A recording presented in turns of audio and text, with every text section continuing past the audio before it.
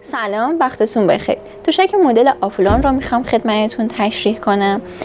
یکی از بهترین مدل های طبی فنری مدل آپولونه که از فنر بونل تمام کربونه، فریم و قاب فلزی، 2 لایه نمد در 2 طرف فنر، 1 لایه اسفنج 4 سانت در 1 سمت و 1 لایه ریباند 3 سانت در سمت دیگه تشکیل شده.